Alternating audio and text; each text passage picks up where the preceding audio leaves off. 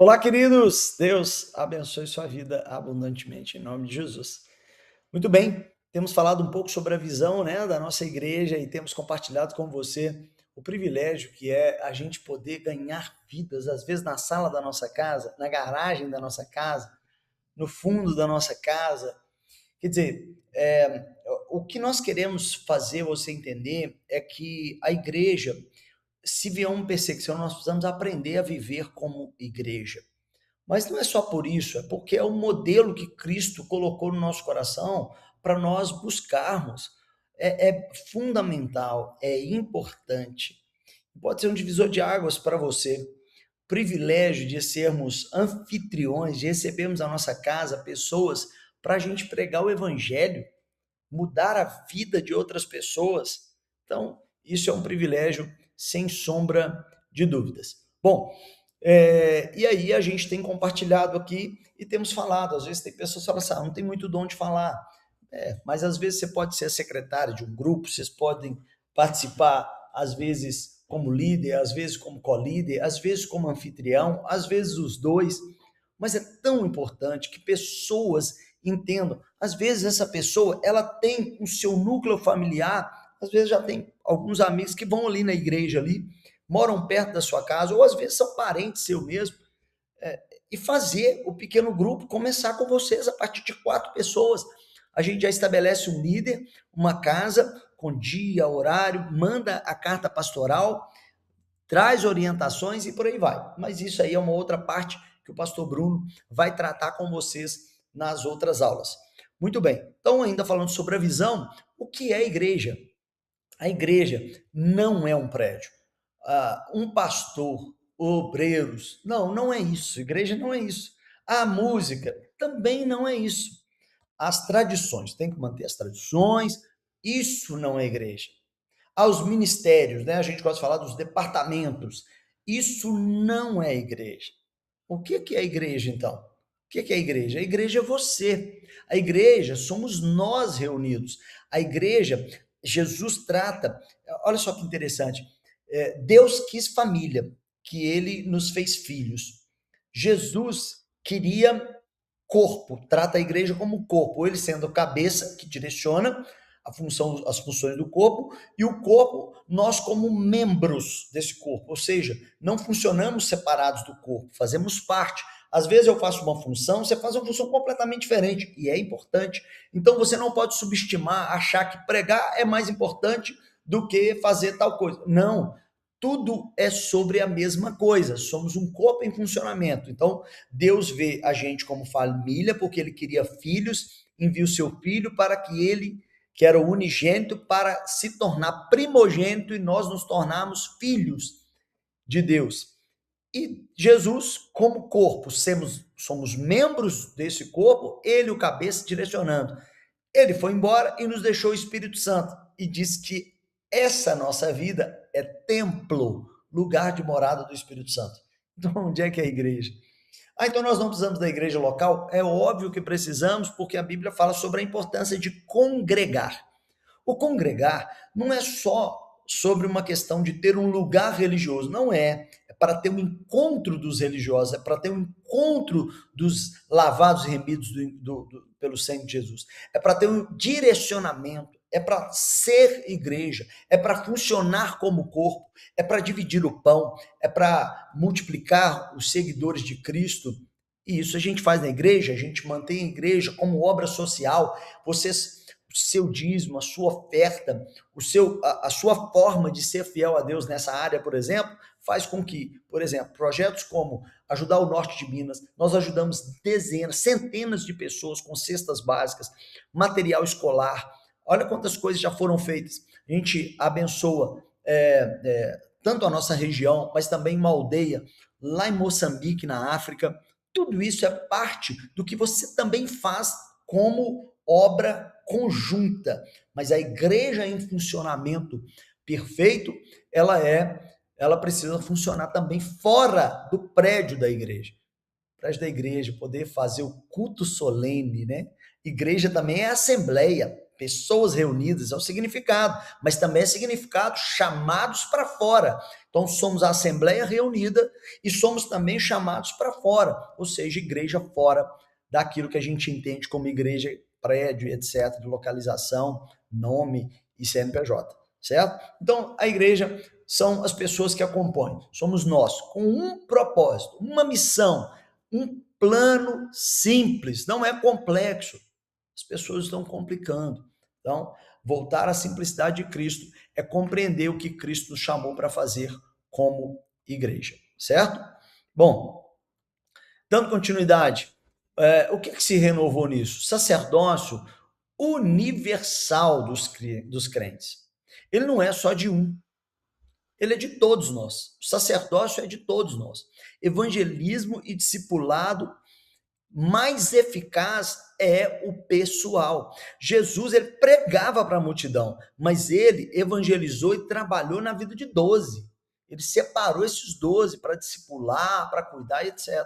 Então, o evangelismo e o discipulado, ele custa a nossa vida, porque a nossa maneira de viver é que vai ensinar as pessoas que estão próximas de nós a como ser cristãos. Primeiro, nós somos cuidados, depois nós ajudamos a cuidar de alguém, né? É aquilo que eu disse, antigamente a igreja de programa, né, a igreja que funcionava da forma tradicional, era um monte de gente para gerar uma alma às vezes, mas hoje 4 pessoas reunidas já começam a trazer mais um e começam a evangelizar, mas também a se cuidarem, porque é ser suporte um do outro. Então, funcionamento em pequenos grupos, ele é fundamental para descentralizar os ministérios, para parar de achar que é sobre todo mundo, menos sobre mim. É sobre nós, né? É sobre nós. E nessa renovação do entendimento, nós vamos ver que nós encaixamos sim. Todos nós somos importantes e fundamentais para esse reino crescer, para que o evangelho chegue a outras pessoas. Se Cristo quisesse apenas nos abençoar nessa terra, no sentido assim, olha, você é cristão, então você recebeu a Cristo, a Bíblia diz que nem olhos viram, nem ouvidos ouviram, que Deus preparou para nós, então vamos morrer? Não, por que ele nos deixou? Não é por causa do carro, da casa, dos bens materiais. Isso também é bacana, é uma benção, mas a gente vive isso, só que a gente não leva nada. Agora, a gente pode levar outras pessoas para o céu. Então, essa é a nossa missão. O propósito é esse. E nós, como igreja, nós contribuímos. Às vezes o seu sorriso vai contribuir. O seu apertar a mão de alguém, o abraçar, o receber. Às vezes tem pessoas que no pequeno grupo, elas são especialistas em fazer na cozinha. E ela faz, fala, não, mas que comida gostosa. Mas enquanto eles estão comendo, eles estão interagindo, alguém está abrindo o coração. Todo momento no pequeno grupo ele é importante. Por isso que tem momento de dividir a palavra, momento de oração, momento de comer, né? Tudo isso são formas que Deus traz para nos ensinar, para nos abençoar, para, sabe, é tremendo isso. E eu espero que a gente venha compreender o nosso papel nesse projeto de Deus, que é maior do que a gente. Bom, as heranças negativas do passado, ministério é exclusividade de pastor, de obreiros, sabe? Parece que é uma profissão. E não é, queridos. Não é alguém lá em cima e o outro cá embaixo, não. Como essa figura descreve, não. Por que que... E sabe uma coisa interessante? Quando Deus me deu o ministério, ele falou assim, até sobre isso ele falou. Eu vim de uma igreja mais tradicional. Todo culto, gravata, terno, tudo bonitinho. Ele falou, tira isso. Tira lá de cima a mesa, para ficar parecendo aquela coisa, todo mundo lá em cima, os obreiros lá em cima, o povo aqui embaixo. Não, desce. Desce. Para quê? Para que houvesse essa interação. Eu tenho uma missão diferente, o sacerdócio no sentido pastoral, mas nós somos todos iguais. Então Deus falou isso. Mostra acessibilidade, tira essa gravata, mostra que você é acessível. Nós somos iguais diante de Deus. Eu tenho uma autoridade sobre uma missão específica que Deus me deu, sim, mas nós somos iguais. Então, até isso Deus colocou no meu coração de que tinha que tirar, o pessoal lá de cima, ficar tudo isso. Deus não me deu nada por causa da moda, porque todo mundo está fazendo isso, aquilo, não. Tudo foi por convicção. Ele me entregou e me disse o porquê que era para fazer dessa forma. Então, até nesse quesito, nós recebemos de Deus essa orientação, porque é para desconstruir e descentralizar de um homem só a missão e a função que, na realidade, foi dada por Deus a todos. Ide pregar o evangelho a toda criatura, fazei discípulos de todas as nações. Né? Não é fazei seguidores. Não, ninguém está atrás de seguidor. Ninguém está atrás de quantidade. Nós estamos atrás, sim, de vidas. Cada vida é única. Não pode ser somada para a gente dizer, temos 400, somos 300, somos 2.000, somos 5.000. É bonito, é bacana, é uma bênção ter um número expressivo. É muito legal, mas Deus trata cada vida única. Mas a nossa missão é coletiva. Por isso que, quando Jesus ensina o Pai Nosso, ele diz, Pai nosso que estás no céu. Não é Pai meu, é para que a gente tenha um entendimento que antes da gente se levantar contra alguém, ou até mesmo negligenciar a ajuda de alguém, ele não é Pai só meu, ele é Pai de todos. Né? Aqueles que recebem Jesus como Salvador e Senhor. Aí a gente precisa entender, se alguém dos nossos estão passando uma necessidade, é como se Jesus falasse assim, gente, tá dentro da mesma casa, é como se fosse isso. Seu irmão está precisando ali de você. Acorde, vai lá e socorre. Então, ser grupo é ser igreja. Ser igreja é identificar necessidades para a gente, para Deus fluir em nós e através de nós para alguém. Bom, vamos lá? Ministério de evangelismo. Aí vem uma quebra de paradigma do antigo para o novo paradigma. Evangelizar é missão de todos. Evangelizar é missão de todos. Então, no paradigma antigo, nós tínhamos um departamento de evangelismo. Por isso que eu estou dizendo e batendo na mesma tecla, porque nós também aprendemos por repetição. O que Cristo colocou para a Ávida é uma missão simples, mas para que todos participem. Todos.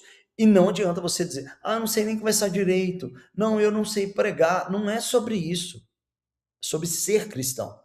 Ser igreja fora da igreja, manifestado em comportamento, manifestado em caráter.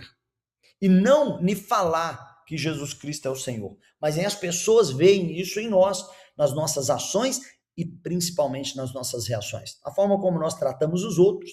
Costumo dizer que nós temos que parar de ver pessoas como números ou como funções e vê-las todas como iguais e necessitados do mesmo amor e do carinho. Quando a gente chega num restaurante, ontem, por exemplo, eu saí com a minha esposa, o rapaz que nos atendeu chama Lucas, eu chamo pelo nome, eu converso, eu abençoo, às vezes na hora que eles estão servindo, muitas vezes aconteceu isso, eu começo a orar e já incluo ele, enquanto ele está servindo ali, e agradeço pela vida dele, né? Porque ser grato, tratar pelo nome, né? Quantas vezes entrei, às vezes em hotéis, tinha alguém limpando o chão, eu passo, faço questão de cumprimentar, porque todos somos iguais perante o Senhor. E precisamos entender que, às vezes, num ato como esse, eu já estou evangelizando. Poxa, tem alguém que vai ficar nesse hotel e está me vendo como gente, porque tem pessoas que não veem, e todos nós somos mesmo. Qual é a diferença? Qual a diferença? Então, Deus, ele está para salvar a todos e ele não nos mede com a régua que o mundo nos mede. O mundo nos mede pela quantidade do dinheiro que a gente tem, pelo status que a gente carrega, a fama, ou às vezes a aparência, até a falsa aparência. Mas Deus não. Deus sabe da podridão do nosso coração, Deus sabe do quanto nós somos errados, pecadores, e tudo isso. Por isso que é uma melhora contínua. O evangelho, não adianta a gente bater a mão no peito e dizer que a gente tem 30 anos de evangelho. A vida inteira, quanto tempo você tem? Às vezes chega um novo convertido, coloca a gente no bolso, porque ele tem muito mais fervor, vontade, fé. E às vezes a gente está a vida inteira, a gente vai acostumando com as mazelas do mau testemunho e às vezes nos tornamos esse mau testemunho também. Entende? Então é sobre isso, é sobre a gente compreender a necessidade de representarmos esse Cristo e de Cristo ser representados por nós. Deus em mim, Deus através de mim. Por isso a igreja em pequenos grupos. Isso nós vamos falar nas próximas lições. Como é que funciona? Como eu disse, Deus não nos deu a célula para crescer a igreja, mas para ser igreja. Obviamente, eu não sou hipócrita para dizer que nós não queremos que a nossa comunidade cresça, mas não com o intuito de crescer um CNPJ, uma quantidade de pessoas para se tornar membro, mas de crescer o entendimento da igreja, da sua missão. Porque sabe qual que é o grande ato da nossa igreja? É a gente estar pronto para servir a cidade. É a prefeitura, é todo mundo ver que se precisar de alguma coisa, de acontecer alguma tragédia, qualquer coisa na cidade, aquela igreja é parceira. Eu quero fazer obras sociais, eu quero não, nós queremos, porque nós não vamos fazer sozinhos, nós vamos fazer sempre juntos. Obras sociais para a gente acudir necessidades, seja de criança, e é onde eu quero muito investir também e trabalhar tudo isso. Ah, porque o senhor quer se tornar político? Não, não. É pecado? Querido, cada um foi chamado para coisa, eu não fui chamado para isso, não tem aliança com nenhum partido, eu tenho aliança com o que é certo, correto, puro, verdadeiro, tudo que vem de Deus e é para a glória de Deus, ótimo. Mas o papel da igreja, e a gente vê que a gente não nem precisa da política para exercer uma ação nobre de servir a nossa cidade. Nós vamos chegar lá. E aí, o pequeno grupo, quanto mais espalhado, quanto mais lugares nós tivermos nessa cidade, quanto mais casas abrirem, quanto mais pessoas abrirem seu coração, quanto mais garagens ou salas ou varandas tiverem, pessoas falando sobre Deus, vizinhos estão sendo abençoados, o evangelho vai estar sendo pregado, amigos estarão sendo alcançados e Deus vai se agradar de nós. No final das contas, a missão é sobre isso. É sobre quem nós somos para alguém. Não é sobre o que nós conquistamos, aquilo que conseguimos, mas sobre quem a gente foi para alguém. Porque se nós formos olhar, as coisas mais importantes que nos aconteceram foi nos momentos mais difíceis, quem alguém foi para nós. Então, que nós sejamos instrumentos de Deus para fazermos a diferença. Que Deus abençoe sua vida em nome de Jesus.